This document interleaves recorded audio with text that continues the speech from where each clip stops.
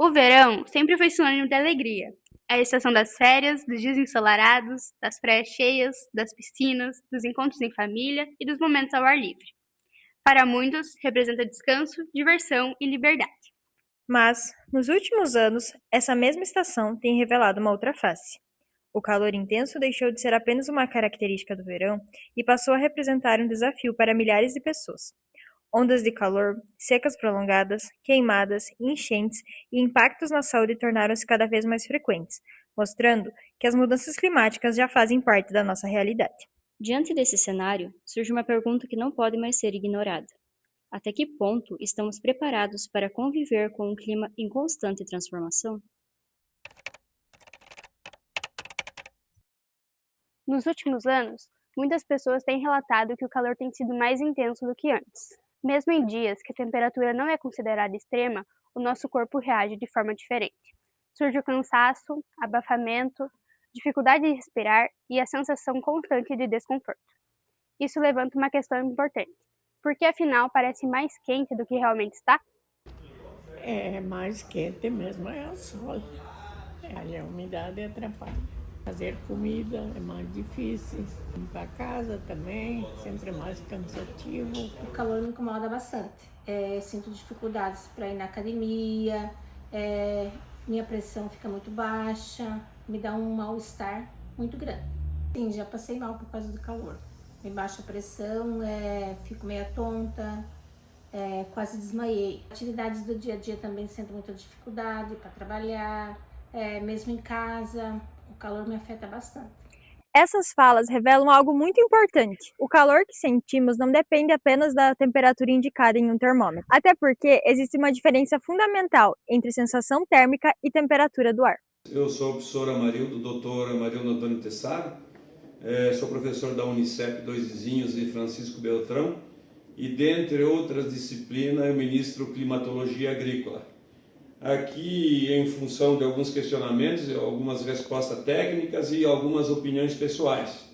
A primeira aqui, qual a diferença entre temperatura e sensação térmica? A temperatura é uma medida física, medida por termômetros. Ela é a medida real do grau de agitação das partículas da atmosfera. Tá? Então, enquanto que a sensação térmica é uma estimativa de como o corpo humano percebe essa temperatura. Você pode fazer uma experiência bem simples, deixar uma lata de refrigerante à temperatura ambiente e colocar a mão numa água gelada e pegar a lata, ela vai lhe parecer gelada. Do contrário, se você botar a mão na água quente e pegar a lata, ela vai lhe parecer quente. Então, o que o corpo humano sente é a sensação e não exatamente a temperatura da atmosfera. Porque a umidade aumenta a sensação de calor. A evaporação da água é que diminui, a temperatura diminui a sensação térmica. E quando a umidade é alta, o nosso corpo fica com uma película de umidade maior, dificultando o suor, a transpiração, que seria o que diminuiria a temperatura. Então, por isso que na alta umidade a gente tem uma sensação maior por causa do problema da dissipação do nosso calor do corpo. Enquanto que se tiver vento, a gente vai sentir uma sensação menor, porque vai dissipar daí muito rapidamente o calor, né, da evaporação do suor do nosso corpo. Tá? O papel do vento. O vento é gerado pela diferença de temperaturas, que por sua vez causa diferença de pressão atmosférica, e o vento vai da pressão mais alta para a pressão mais baixa, né? Então essa diferença de pressão gera movimento, enquanto que também, né, o movimento de rotação da Terra causa movimento do ar na atmosfera. E o papel é vital, né, para o equilíbrio da regulação da temperatura no planeta. As trocas de temperatura de locais mais quentes para os locais mais frios e de frio para os quentes é feita através dos movimentos atmosféricos. Beleza? O que é o índice de calor? O índice de calor é um indicador de sensação térmica, como a gente já havia dito, né? Combina a temperatura do ar com a umidade relativa do ar. para representar o que realmente o corpo humano sente, que é a sensação térmica, né? Esse índice funciona assim, a dificuldade de suar. O corpo humano tem um mecanismo de transpiração que diminui a temperatura do corpo e com alta umidade dificulta, né? Então ele vai ter uma sensação maior. A sensação de abafamento, por exemplo, se você tem uma temperatura de 30 graus e uma umidade de 70%, você pode estar sentindo próximo de 40 graus a sensação térmica, né? E também, um índice de frio também pode ser percebido pela temperatura do ar com velocidade do vento, que você vai sentir menos sensação pela dissipação maior do calor do corpo. Sobre o questionamento, está ficando mais comum sentir calor extremo e se tem relação com as mudanças climáticas. Bom, assim, está mais comum sentir calor extremo, não só a gente vem acompanhando que a temperatura da atmosfera vem subindo lentamente ano a ano por conta da queima dos combustíveis fósseis, né? Então, em alguns locais, certamente vai se sentir maior, principalmente nas ilhas de calor, que são as grandes cidades, por causa do cimento, da queima de combustíveis fósseis. Então, esses locais eles vão ter temperaturas extremas mais fácil do que nos lugares menos habitados, que, por sua vez, dá para observar que as alterações elas são mais lentas, né? Não são tão grandes assim. O Centro Europeu de Previsão Meteorológica, né, o ECMWF, o famoso WF, publicou recentemente um estudo na revista Nature Climate, mostrando que 1 bilhão de pessoas no planeta estão expostos a dias de calor extremo todos os anos, calor mais forte, né, por conta dessas ilhas de calor das cidades e de outros empreendimentos humanos. Eu acredito que a atividade humana impulsiona o aumento de temperatura atmosférica ao longo dos tempos, né? Claro que nós temos que também pensar que a Terra possui outros movimentos que podem acelerar isso ou diminuir. Então é uma situação bem complexa, né, que por enquanto não dá para afirmar categoricamente se a gente de fato vai ter isso ou não, mas que de fato em alguns locais está acontecendo isso, está. Assim, compreender a sensação térmica vai muito além de entender um conceito científico. Trata-se de reconhecer como o corpo humano interage com o ambiente e como pequenas variações nas condições climáticas podem afetar na nossa percepção, saúde e rotina. Olá a todos, sou o Enevo Pastro, médico aqui da cidade de Verê, e vou responder algumas perguntas aí hoje sobre os extremos térmicos, os impactos aí das altas temperaturas aí na saúde da população. Nosso corpo aí como um todo, ele é responsável aí, ele se obriga a fazer uma autorregulação, tá, da temperatura corporal. Nossa temperatura corporal tem que ficar entre os 35 e 37,5 graus Celsius. Acima de 37,5 já é febrícula, acima de 37,8 já é febre, assim como abaixo de 35 já é hipotermia, né? Esses extremos de temperatura aí, elas já começam a trazer malefícios aí para o nosso corpo, tá? Algumas enzimas, alguns processos aí do nosso metabolismo já não ocorrem como deveriam ser nessas temperaturas erradas. Então, principalmente aí nas altas temperaturas, nosso corpo aí, o nosso sistema cardiovascular, ele vai fazer meios para eliminarmos calor, tá? Através do suor, através da questão da urina e tudo mais. Mas esses extremos de temperatura aí, podem provocar aí alguns problemas aí no nosso organismo. Questão aí de desidratação, questão aí de outros problemas cardiovasculares, pessoas que têm uma sensibilidade maior, já que tem alguns outros problemas, pode até mesmo levar aí a exaustão, fadiga e até mesmo a óbito, tá? Normalmente as populações mais vulneráveis são as crianças, tá? Idosos e os trabalhadores que já ficam mais expostos aí ao sol, e assim como os pacientes que já têm algum problema aí do sistema cardiovascular, tá? Seja doenças pulmonares, seja doenças cardíacas, seja doenças renais, tá? Essa população ela é mais sensível e mais vulnerável para essa questão aí do calor extremo, tá? A população nessas idades aí, ou nesses agravos de saúde, eles já não têm essa autorregulação da temperatura corporal tão efetiva, tá? Ou então eles acabam gastando mais energia aí, fazendo uma sobrecarga, às vezes até uma exaustão metabólica para tentar fazer esse controle aí da temperatura corporal. E justamente por causa desse limiar deles mais baixo, os extremos aí eles acabam afetando mais, as pessoas vão ter uma sensibilidade maior aí, tá? Mais sintomas, tá? Falando em sintomas aí, os sintomas aí de desidratação, insolação, ele se dá principalmente pela sede, tá? A boca seca, aquela necessidade ali de ficar tomando água, tá? Normalmente é o sintoma inicial aí da desidratação. Pode ocorrer também dores de cabeça, a questão da exposição acentuada ao sol pode dar aquelas queimaduras de primeiro grau nas regiões fotoexpostas, as dores corporais, o mal-estar, alterações aí na cor e na quantidade da urina, tá? Que normalmente quando a gente está desidratado ela vai ficar mais escura, mais concentrada, às vezes até com a questão aí de cheiro forte, tá?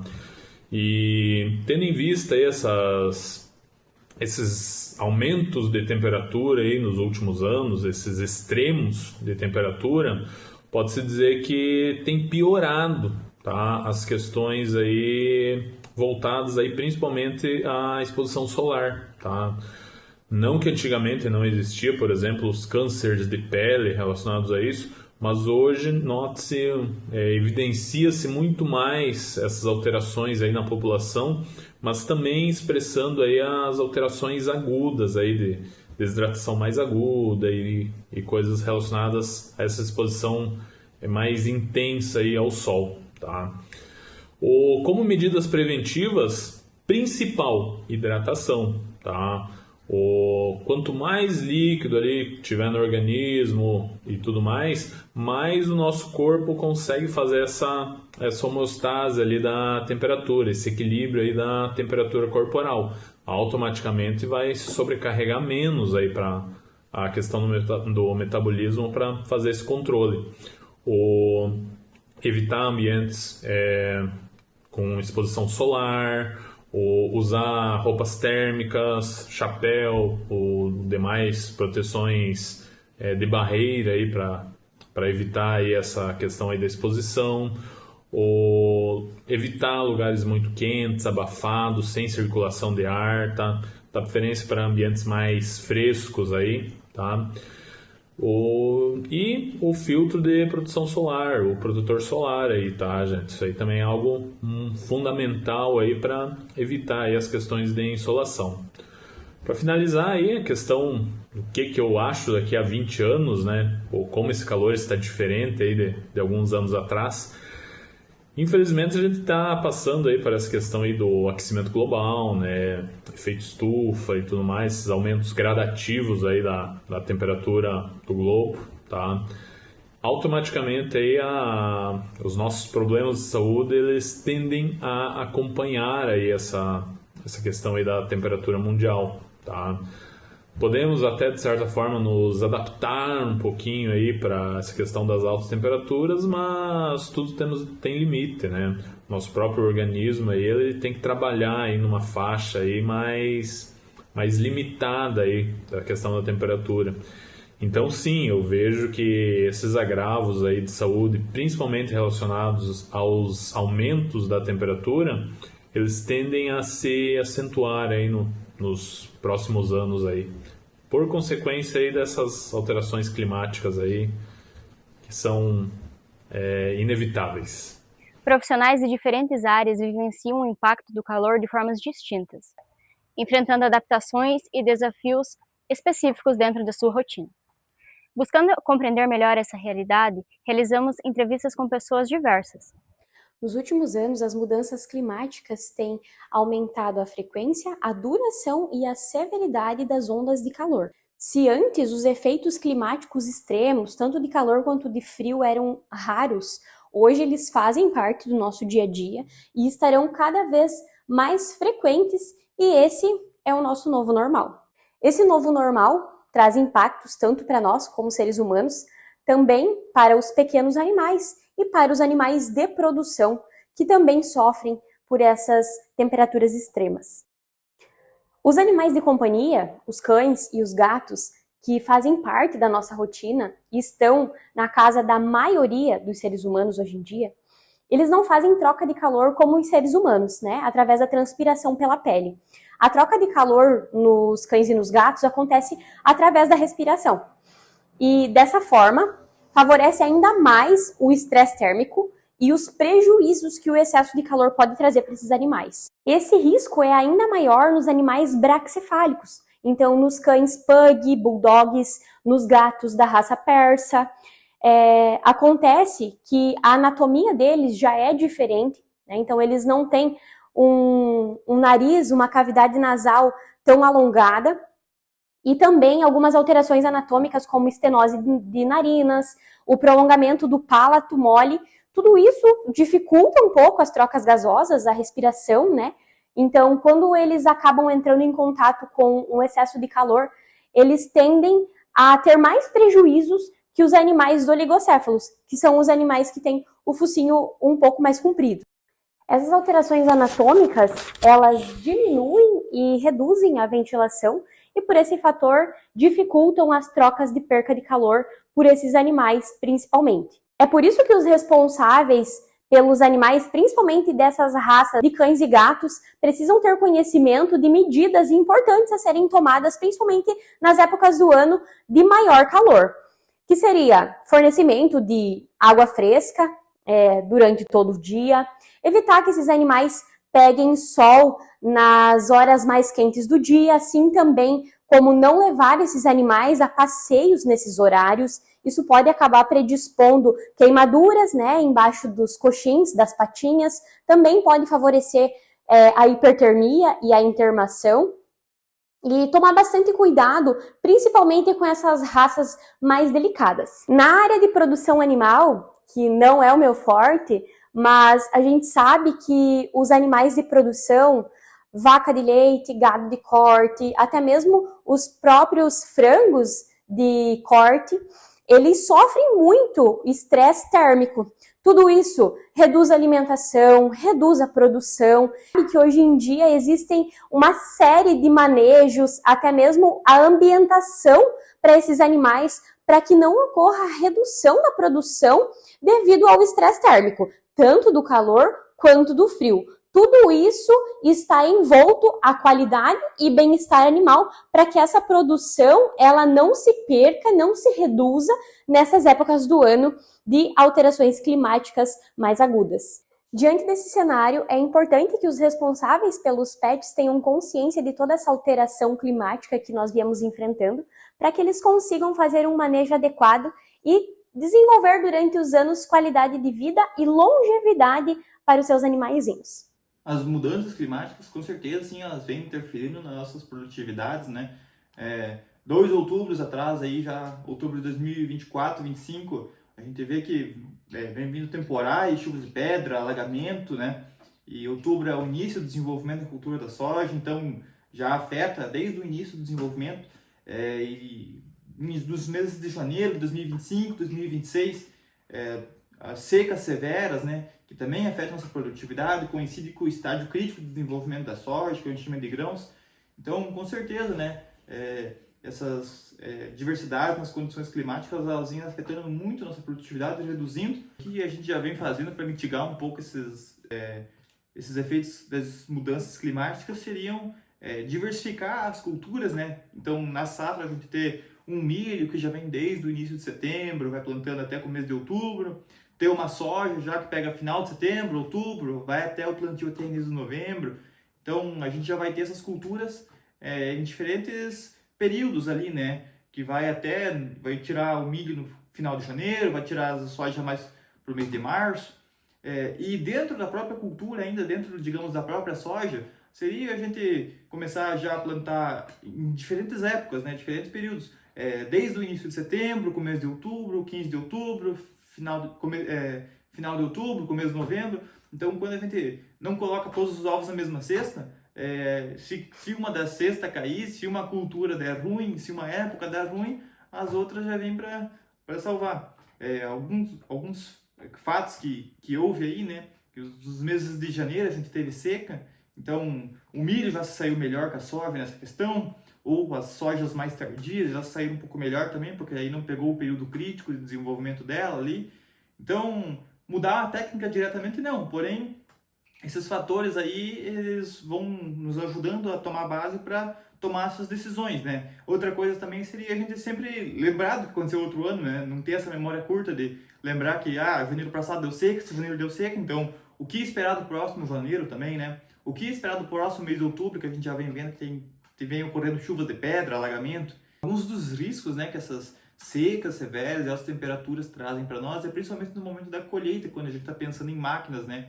Nossas máquinas trabalham em altas temperaturas, altas rotações, e esse período de secas, baixa umidade no ar e altas temperaturas, elas favorecem o fogo, né? Então, às vezes, no momento da colheita, se uma máquina tem algum atrito maior, gera alguma faísca e pode começar um princípio de incêndio, pode-se perder lavouras, pode-se perder máquinas, e esse é um risco muito grande que a gente corre, né? No momento da colheita, quando a gente tem essas questões de seca e altas temperaturas. Antigamente a gente conseguia mais tempo para trabalhar, ultimamente nós não estamos conseguindo por causa de setembro, chovendo muito calor, temos aí na lida, mas não está sendo fácil. Esperamos que essa temperatura mude, né? Porque está um clima aí que ninguém está aguentando mais, né? A gente não está conseguindo trabalhar, a gente que é autônomo, né? Trabalha com um monte de gente aí, também estão passando dificuldade, né? Mas temos aí na lida aí. Vamos ver o que esse tempo vai fazer para nós daqui para frente, que a gente não sabe, né? Mas temos aí. Falando sobre a interferência do calor na nossa saúde emocional, no nosso humor. E claro que isso implica, quando nós estamos expostos a altas temperaturas, o corpo ele entra em um estado de maior esforço para se adaptar, o que pode aumentar ainda mais o cansaço, o desconforto, a irritabilidade e, consequentemente, a ansiedade, né? Porque a sudorese é um dos sintomas físicos da ansiedade. Existe uma relação sim entre o calor intenso e o estresse, porque o desconforto físico reduz nossa tolerância, podendo deixar as pessoas ainda mais impacientes e sensíveis emocionalmente. Além disso, o calor pode prejudicar o sono, a dificuldade de relaxamento, a dificuldade durante a noite com o sono. Isso impacta diretamente a concentração, memória e disposição no outro dia, né, para seguir a sua rotina. Então, quando esse desconforto ele se mantém por muito tempo, pode sim afetar a qualidade de vida, interferindo na rotina, no trabalho, nos estudos e nas relações sociais como um todo. Então, para cuidar da saúde mental e emocional, em períodos de calor intenso, é importante manter sempre a hidratação, sempre estar se hidratando aqui com a água e respeitar também, né, o limite do nosso corpo e buscar por ambientes mais confortáveis, cuidar do sono e perceber também quando o cansaço, a irritação, a ansiedade estão passando um pouco do limite. Olá, eu sou o Guilherme, atualmente eu moro na Europa, mais especificamente em Portugal, estou fazendo meu mestrado aqui.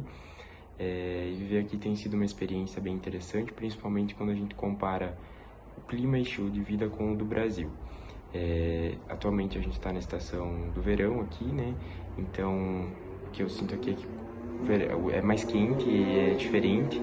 Onde eu vivo é muito mais seco, então não tem aquela sensação abafada que tem em algumas regiões do Brasil. Porém, ao mesmo tempo aqui parece que ele é mais intenso, o sol é mais forte, ele parece que queima mais, então a gente acaba sentindo muito mais no corpo, diferente do Brasil. E com isso vem alguns problemas, aqui mais especificamente onde eu vivo tem muito questão de incêndio florestal por conta da seca e do calor, enfim, das altas temperaturas. E o contraste é muito grande comparado ao inverno, já que aqui o inverno é muito frio, muito gelado, neva bastante Então eu não estava acostumado com isso no Brasil, então aqui você acaba vivendo os extremos ao longo do ano. E depois que eu vim morar fora, a minha percepção sobre essas mudanças climáticas mudou bastante. Antes parecia algo um pouco mais distante, mas aqui é mais visível isso na prática. As ondas de calor estão muito mais frequentes, os verões parecem mais intensos. Essas questões como seca, incêndios acabam mostrando que realmente algo está mudando, né? E acaba preocupando. E uma coisa que me chamou muita atenção aqui foi como existe uma estrutura forte de política de sustentabilidade. Tem muita organização em relação à reciclagem, descarte de lixo, uso consciente de recursos. Além disso, também o transporte público aqui funciona muito bem, as pessoas utilizam bastante durante o dia a dia. Também existem alternativas de transporte como bicicleta, patinetes elétricos, não só como economia, mas também por consciência. Então você percebe que realmente existe um incentivo real a hábitos mais sustentáveis. Mas ao mesmo tempo, para ser bem sincero, nem sempre a prática acompanha isso. Em países mais ao sul da Europa, como Portugal, Espanha, França, Itália, eu percebo que o pessoal às vezes é um pouco mais desleixado com essas coisas no dia a dia. Existe a teoria, mas não tanto na prática. Já quando comparado com países mais ao norte da Europa, como por exemplo Holanda, Bélgica, Dinamarca, Alemanha, dá para perceber claramente uma diferença. Eles costumam ser mais organizados, mais limpos e mais rigorosos com questões de sustentabilidade. Na minha visão, o Brasil ele pode aprender bastante com essa parte de conscientização, não só em políticas públicas, mas também com a educação e cultura do dia a dia, porque quando é bem feito, básico, o impacto é muito maior, né?